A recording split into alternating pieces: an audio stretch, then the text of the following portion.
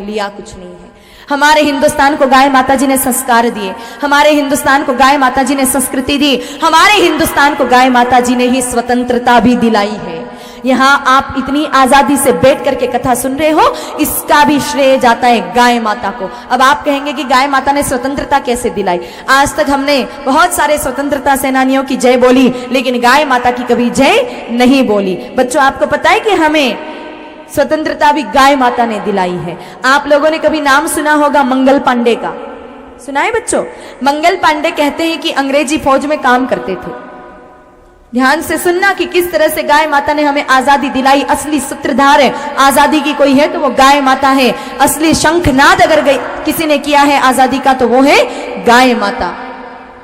एक बार मंगल पांडे अंग्रेजी वर्दी में जा रहे थे, क्योंकि वो अंग्रेजी फौज में काम करते थे। मार्ग में उनको प्यास लगी बहुत अधिक। देखा सामने एक कुआं है और कुएं पर एक महिला पानी भर रही है।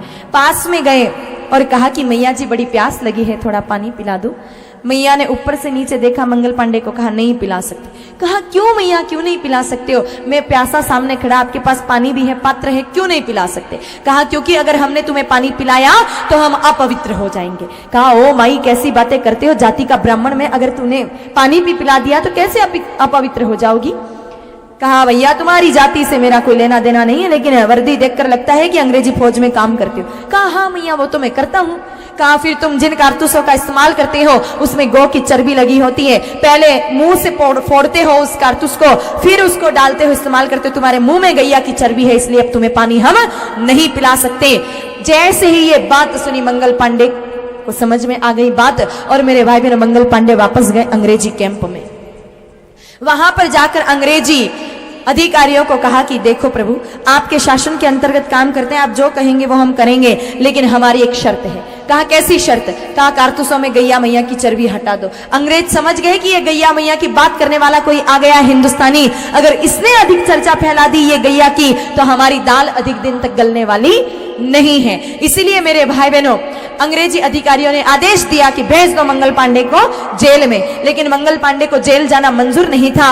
उस समय उनके पास बंदूक था, उसमें 2 गोलियां थी, और दोनों अंग्रेजी अधिकारी सामने खड़े थे जिनका नाम था लेफ्टिनेंट ह्यूज और कर्नल बाम। इन दोनों अंग्रेजी अधिकारियों को वहीं के वहीं ढेर कर दिया। और मेरे भाई बहनों, फिर आरंभ हुई 1857 की क्रांति।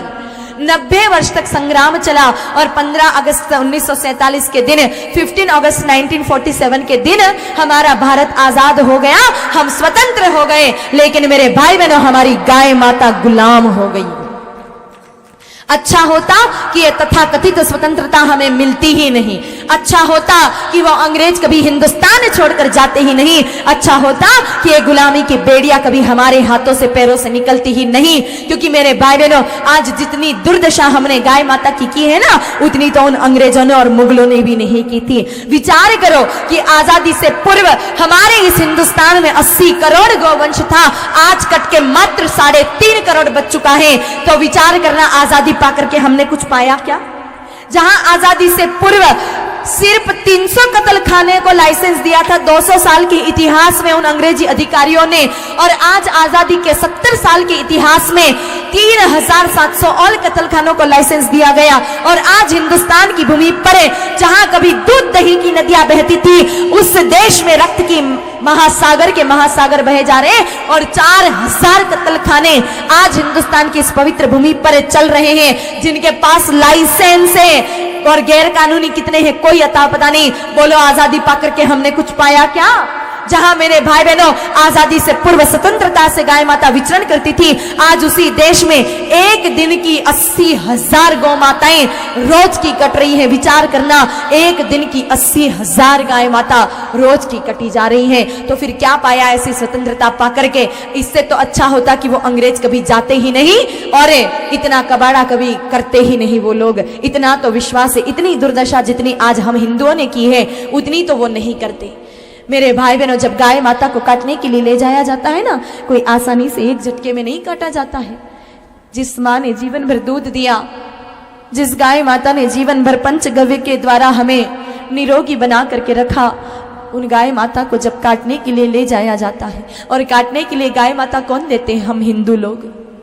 याद रखना, सबसे बड़े कसाई हैं हम हिंदू, सबसे बड़े पहले नंबर के कसाई, क्योंकि गाय माता सिर्फ हमारे पास होती है और हम ही चंद पैसों के लालच में गाय माता को बेच डालते हैं। फिर वो गाय माता कटने के लिए जाती है। गाय माता जब कटने के लिए जाती है मेरे भाई बहनों, पहले 5 दिनों तक मैया को भूखा रखा जाता है। उन भूखी गाय माता जी के शरीर से आंत निकाली जाती है। इस दुनिया की सबसे लंबी आंत है गाय माता की 180 फीट की। और आंत क्यों निकाली जाती है?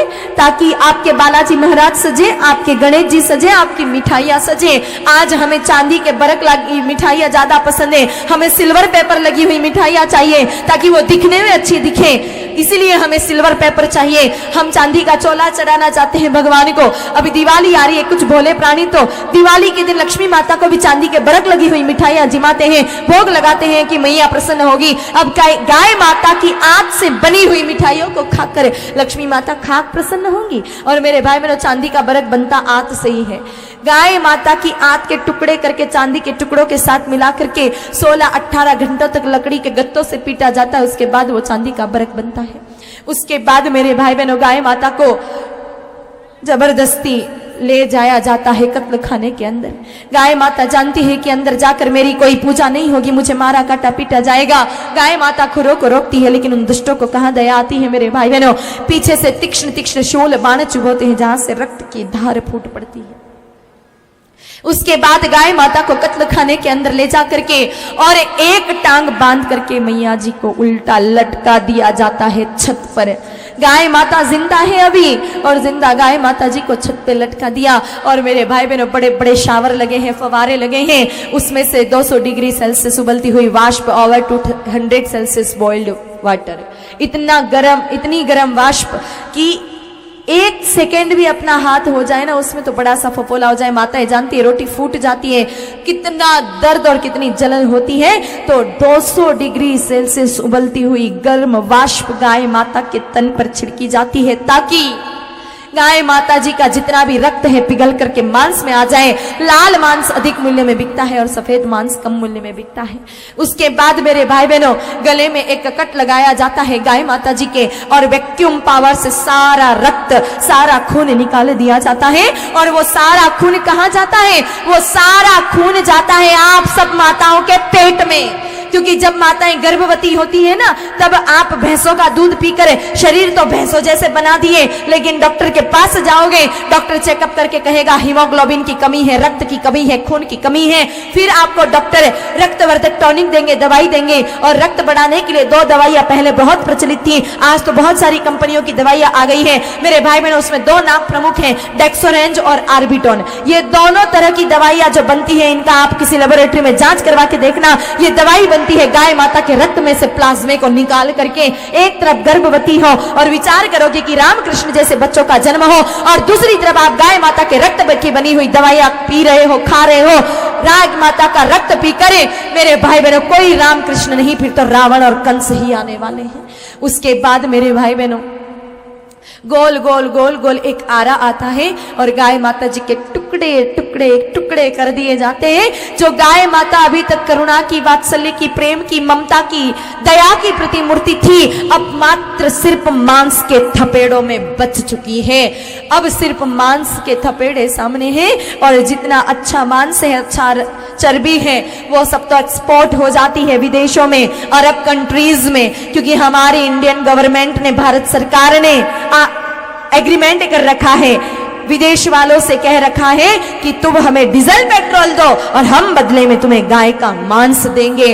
और मेरे भाई बहनों, जितनी भी खराब चर्बी है, वेस्टेज चर्बी है, वेस्टेज मांस है, वेस्टेज जितना भी चमड़ा है, वो सब कहाँ जाता है? वो सब जाता है आप सब हिंदुओं के घर पे।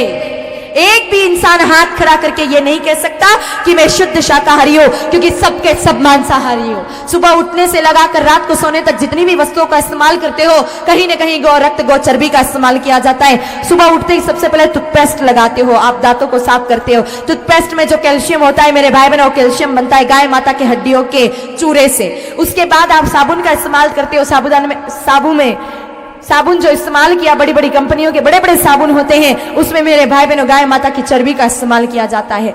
उसके बाद आपके बड़े बड़े घरों के बच्चे बड़ी बड़ी चॉकलेटें खाते हैं, डेयरी मिल्क, मंच, नेस्ले जैसी। आप जानते हो कि ये चॉकलेटें किससे बनती हैं? घोड़े की चर्बी का रस और बछड़े की चर्बी का रस दोनों का इस्तेमाल करके और फिर चॉकलेट बनती है ताकि स्वाद उसका दुगुना हो जावे। आप लोग जो ब्रेड खाते हो सुबह उठ करके नाश्ते में, ब्रेड में गैया की चर्बी होती है। आप लोग माताएं खुद के तन को सजाने के लिए लिपस्टिक लगाती हो, उसमें लुब्रिकेंट्स होता है, उसमें गाय माता की चर्बी होती है। आप लोग सुबह सुबह जो चाय पीते हो, चीनी उसमें डालते हो, उसमें भी पॉलिश करने में गाय माता की हड्डियों के चूरे का इस्तेमाल किया जाता है। अरे बाकी सब बातें छोड़ दो, सुबह उठकर जो चाय पीते हो उसमें भी गैया की चर्बी होती है। आप कहोगे कि गाय की चर्बी उसमें कहां से आ गई? ये तो सीधा बागानों से आती है चाय। सीधा बागानों से आने वाली चाय मेरे भाई बहनों 7,000 रुपए किलो मिलती है। कौन पीता इतनी महंगी चाय? हाथ खड़ा कर दो। सब कचरा पी रहे हो, कचरा, और उसमें चर्बी होती है। अगर विश्वास ना हो तो आप लोग 1996 में 1996 में एक बहुत बड़ा लेख छपा था, मीडिया में छपा था बहुत, और संसद तक भी मामला उठा था। कई लोगों को याद होगा कि 1996 से पहले जितने भी ये चाय बनाने वाली कंपनियां थी, टी प्रोसेसिंग कंपनी, ये जितनी भी खराब चर्बी थी उसको खरीद लेते। पहले तो स्लॉटर हाउस वाले देते नहीं थे, जला के नष्ट कर देते थे, लेकिन 1996 में सारी चर्बी खराब बेच दी जाती थी टी प्रोसेसिंग कंपनी, चाय बनाने वाली कंपनी के यहाँ पर। और ये जब मामला लीक हुआ खूब हंगामा मचा था। हो सकता है किसी किसी को याद हो 1996 के दौर में 2-4-8 दिन के लिए कई लोगों ने चाय बंद भी कर दी थी, लेकिन अंग्रेजों की औलादे हैं सबके सब, इसलिए चाय वापस प्रारंभ कर दी कि बिना चाय के हम रह नहीं सकते। कई सारे लोग बहाना करते हैं कि दीदी चाय नहीं छूटती, बिना चाय के हम नहीं रह सकते हैं। अरे हमारे पूर्वज कौन सी चाय पीते थे? ये चाय तो अंग्रेज आए तब साथ में लेके आए, उससे पहले तो कोई चाय हुआ ही नहीं करती थी, लेकिन फिर भी तो हमारे पूर्वज रहते थे और आपसे 4 गुना ज्यादा काम करते थे। रात की पड़ी हुई घाट राबड़ी को खा करके पूर्वज चले जाते थे खेत में। माताएं सुबह सुबह घट्टी पीसने के लिए बैठ जाती थी, फिर भी पूरे दिन में कभी थकावट नहीं आती थी। अब 4 कप तो उठ के चाय पीते हो और 2 काम ऐसे इधर उधर किए नहीं, हालत ऐसी हो जाती है जैसे कोई एवरेस्ट की चोटी फतेह करके आ गए हो। चाय में कोई एनर्जी टॉनिक नहीं होता है जिसको पीकर आपको एनर्जी आ जाए। चाय में ऐसा कुछ भी नहीं होता है। असल ये कमाल पानी का है। आप जितनी चाय गरम करके पीते हो उतना ही गरम आप पानी उबालो, और जैसे अपन सिप सिप करके चाय पीते घूट घूट करके, उसी तरह आप गरम पानी उसी तरह घूट घूट करके पियो, उतनी ही ताजगी आपको आ जाएगी जितना चाय पी करके आती है, क्योंकि चाय में कोई कमाल होता ही नहीं है। इसीलिए माताओं और भाइयों से निवेदन है, अगर खुद को हिंदू समझो ना, चाय पीना छोड़ देना। कई सारे लोग कहते हैं गाय माता घर में नहीं रख सकते, तो गौ सेवा तो किसी भी रूप से कर सकते हो। गाय माता की सेवा करनी, चाय छोड़ दो। और याद रखना, अभी भी अगर आपकी चाय ना छूटे तो फिर खुद को हिंदू कहलवाना छोड़ देना, फिर तो धर्म परिवर्तन कर देना। डूब के मर जाना चाहिए ऐसे हिंदू को जो अपनी माँ को मार करके और रोज चाय का आनंद लेते हैं। 1 कप जब हाथ में चाय उठाई तो समझ लेना कि एक गाय माता के गले में आपने छुरी चला दी है, उसके बाद आप 1 कप चाय पी रहे हो। हम हिंदू हैं, हमारी माँ के मार करके कोई अमृत भी पिला देना तो मना कर देना चाहिए कि ऐसा अमृत किस काम का जिसमें हमारी माँ का रक्त है। लेकिन हम बड़े शान से हिंदू होकर भी चाय का इस्तेमाल करते हैं। दिन भर की जितनी भी वस्तुएं हैं सब में कहीं ना कहीं गौ रक्त का, गोमांस का छिड़काव किया जाता है मेरे भाई बहनों। इसलिए तो आज हिंदुओं की शक्ति क्षीण हो गई। याद करो मेरे भाई बहनों, जब चित्तौड़ पर अलाउद्दीन खिलजी ने आक्रमण कर दिया, हर बार राजपूत जीत जाते, हर बार अलाउद्दीन खिलजी हार जाता। पता लगाया कि इन राजपूतों में ऐसी क्या शक्ति है जो ये हर बार जीत जाते हैं, जबकि सेना मुझसे भी आधी रह गई इनकी।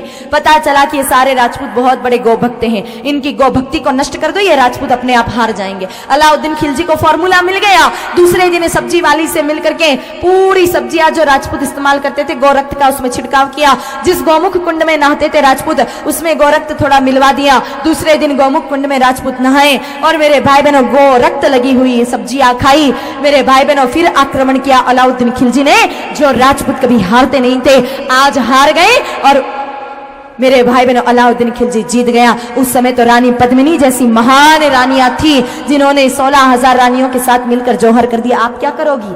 आप में अब इतनी ताकत नहीं है। और किसी विधर्मी का हमला हो गया तो ये पुरुषों में भी इतनी ताकत नहीं कि आपको बचा सके। फिर तो 2 ही मार्ग हैं, एक तो ये सारी रंगीन साड़ियां उतार करके और कपड़े बदल देना, काले काले पहन लेना, और अगर नहीं कर पाओ तो फिर जाकर के हिंद महासागर में डूब के मर जाना। बाकी कोई तीसरा रास्ता हमारे पास नजर नहीं आएगा। इसलिए अभी से समझ जाओ थोड़ा।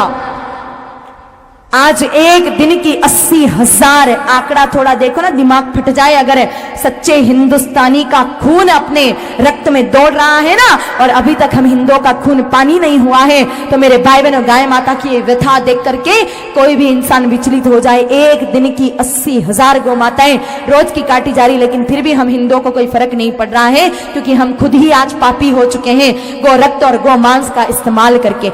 आज मेरे भाई बहनों, हम जैसे कुछ लोग गाय माता की रक्षा की बात करते हैं ना, तो हमारी सरकार कहती है कि तुम साधु संतों को क्या पता चले, कर्जा हो गया है भारत पर। और वैसे भी बुढ़ापे में गाय माता क्या काम आती है, काट डालेंगे, बेच डालेंगे तो हिंदुस्तान का कर्जा थोड़ा जल्दी चुक जाएगा। मुझे समझ में नहीं आता है, हिंदुस्तान का कर्ज का चुकाने का एकमात्र उपाय सिर्फ गाय माता को मारना ही बच गया है क्या? और हिंदुस्तान के पास और कोई उपाय नहीं बचा? और कहते हैं कि बुढ़ापे में गाय माता कोई काम नहीं आती, इसलिए बेच डालो, तो बुढ़ापे में फिर आपके माँ बाप भी क्या काम आते हैं, फिर उनको भी बेच डालो तो हिंदुस्तान का कर्जा थोड़ा जल्दी चुक जाएगा। जैसे माता पिता की सेवा करना हमारा नैतिक कर्तव्य है, करना चाहिए, उसी तरह गाय माता की सेवा करना हमारा कर्तव्य है। ये हमारी माँ है, इसलिए एक एक गाय माता जी की सेवा करनी चाहिए। याद रखना मेरे भाई बहनों, अगर गाय माता है तो देश है, हिंदुस्तान है और हिंदू है। जिस दिन गाय माता नहीं रही, आपको संसार के नक्शे में हिंदुस्तान नाम का राष्ट्र और हिंदू नाम का कोई व्यक्ति मिलने वाला नहीं है। खुद के ही देश में अल्पसंख्यक हो जाओगे, ढूंढते फिरोगे खुद को ही। इसलिए अभी से संभल जाओ। जिस स्थान से गाय माता कटी, वो स्थान मेरे भाई बहनों आज हिंदुस्तान से अलग हो गया।